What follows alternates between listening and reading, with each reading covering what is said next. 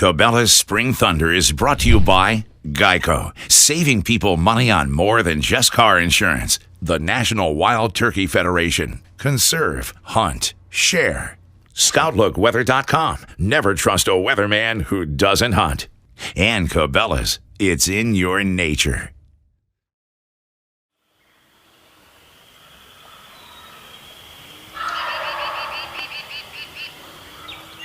Welcome to Cabela's Spring Thunder.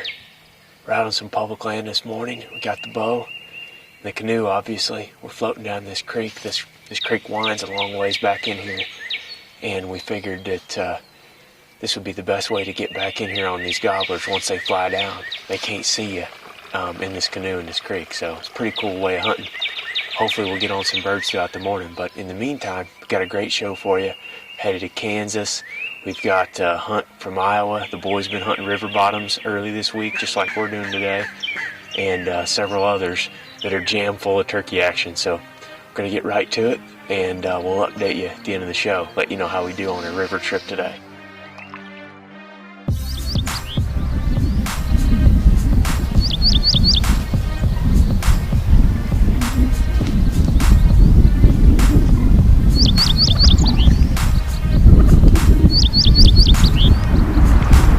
Got a bird roosted about right there, 150 yards away.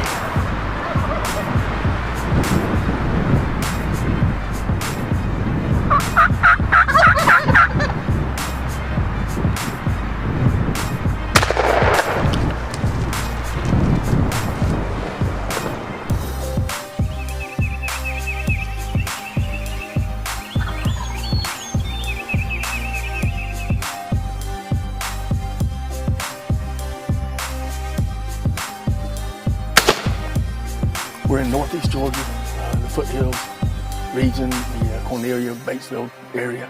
That was one heck of a hunt, man.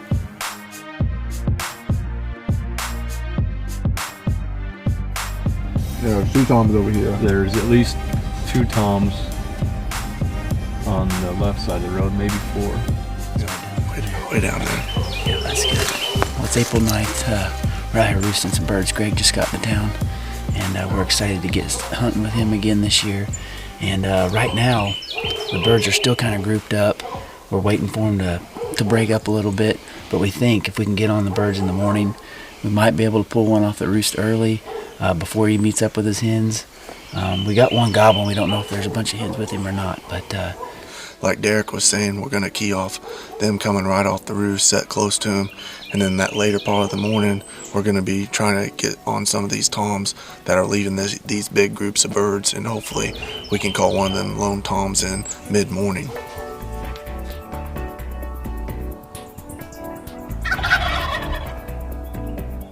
Well, it's about 3 o'clock right now. It's first afternoon here in Kansas, and it's been a tough day of hunting. The birds have been really henned up. I've started out this morning, hunted some birds off the roost, had some fun watching some jakes that came into the decoys, but the toms have been with hens. We've tried calling, decoying. We've kind of noticed the same thing, people talking about that on the gobbler watch, that the birds still seem to be pretty henned up right now. But what we're doing this afternoon is we've came into a different property. It's mostly just a big ag field with a creek bottom running through the back side of it. And what we're hoping is just to fire up some birds that have maybe lost their hens. So we're going to sit it out for a couple hours here and hopefully eventually strike up a lonely longbeard.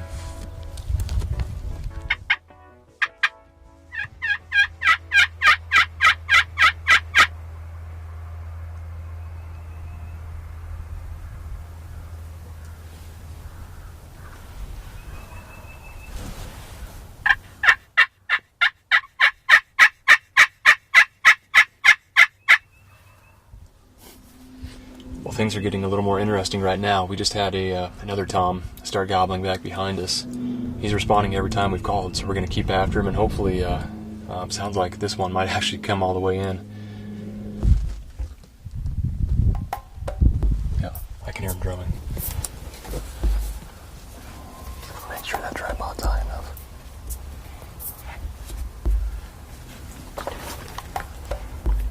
What? Okay.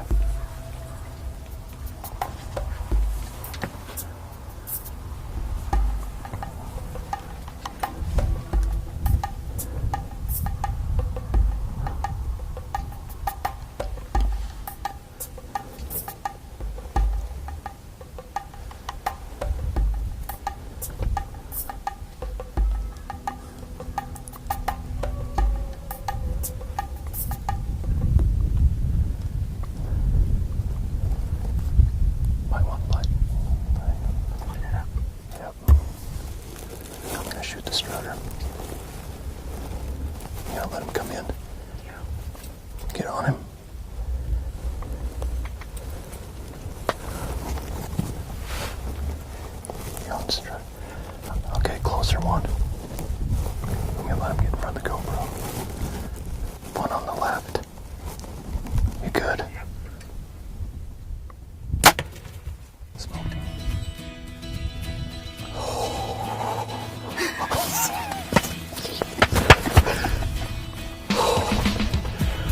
Oh my gosh. Well, what a hunt we had this afternoon. Man, it all finally came together. And what worked for us was really patience and persistence. I talked about this morning how the birds have been henned up all day long off the roost. So our plan for this afternoon was to come into this property where the guys know that there's birds in the area. And we came in cautiously, worked our way through a ditch, hit the crow call, trying to make sure that we weren't going to bump anything that might have been nearby. There's nothing responded, so we got the blind set up and just sat and we're patient.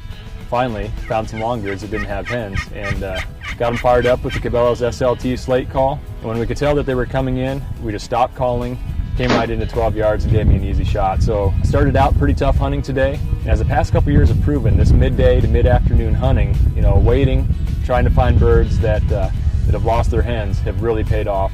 So that's what worked for this hunt, but it's also about making memories too. And I really appreciate the guys, Derek and Josh, TJ, taking time out of their schedules to put me on a bird. And it's just a beautiful 2-year-old Rio with white colored tips, probably a 9.5, 10-inch beard.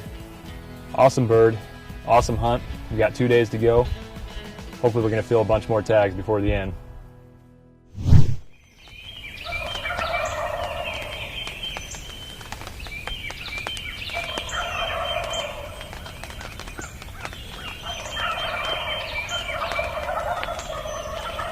Well, it's the morning of April 11th. It's just breaking daylight. We're set up on the same birds that we roosted last night, so I haven't actually scouted and seen exactly what's in the group, so we know there's some jakes and there's some toms in here, so we're just going to wait them out, stay in here for the better part of the morning, wait for some of these birds to separate from the main group. So yesterday Greg had some luck with this AV-Nex Rio jake decoy, so I have him set up over this lane down in. This is what I'm going to go with this morning and see if it works for us.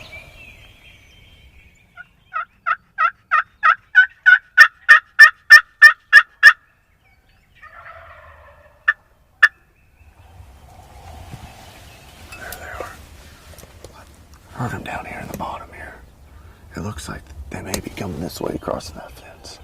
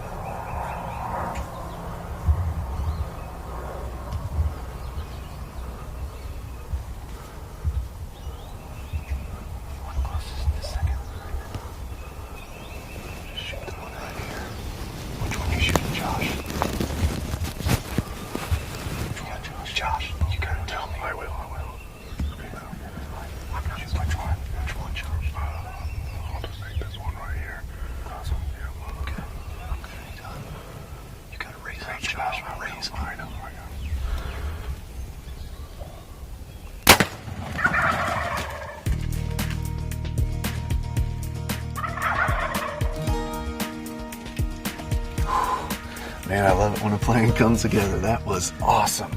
I cannot believe it. I was actually surprised, they came in so early. We were kind of expecting them to, take a little while and split off from the hens. And when they started coming up, I figured there were some jakes there. And I could not believe that we just called in 6 to 7 toms into this road away from their hens. Unbelievable. What a morning. It just doesn't get any better when a plan comes together. That's awesome. That's a good bird. Yeah, he is. Well, I just had a great hunt this morning. Came up with a plan yesterday evening. Derek and I have talked the last couple of days about what the birds are doing and what we're going to try to do tactical wise to be able to call one of these birds in. And last night we came up with the plan to set on this road, backing away off the roost a little bit, giving them time to fly down in their field there and split away from the hens. But I just still couldn't believe that we called in 7 toms this morning. I mean, that video then coming up from this bottom just does not get any better. So made a 7-yard shot. We had the decoys really close, so just a perfect bird. Just excited to see if we can get Derek one in the next day or two. Today I want to talk about a more economically priced run and gun turkey boot. This is the Cabela's Camo Cross boot. And if you're not wanting to spend $200 or $300 on footwear for turkey hunting, check into these because they're really lightweight. They got the neoprene on top so it fits your calf well, moves well with you up in the day, and your feet aren't going to sweat a bunch of knees. Been wearing them for the last couple weeks. I love them so far. Awesome boot for turkey season. So if you're looking for a great turkey hunting boot for around that $100 price point, maybe even a little less, check these out. The Cabela's Camo Cross rubber boots.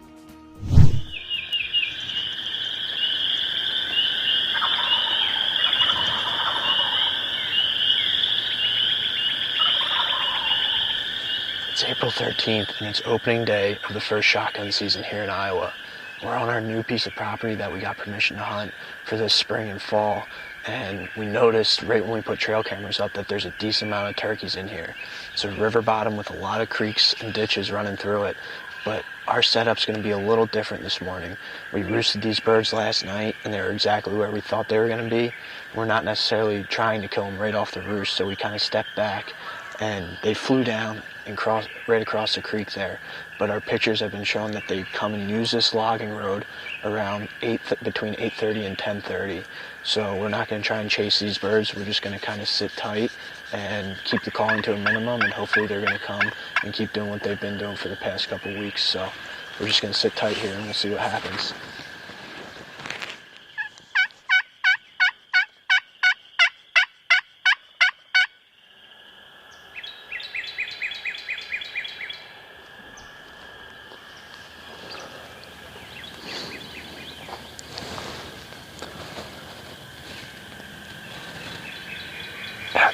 Ducky, right over my right shoulder.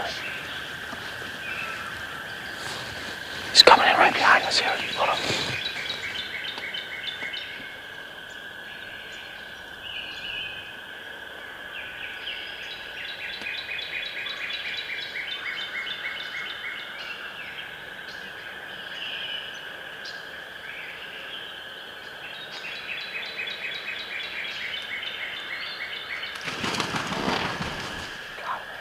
Yep.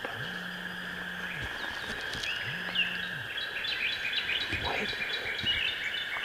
I got him.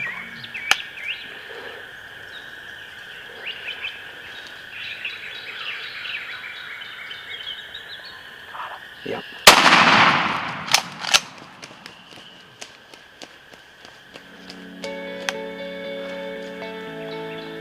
I've never seen something like that before. I look out of the corner of my eye and I see this red head right off to my right, and we have a marsh right here.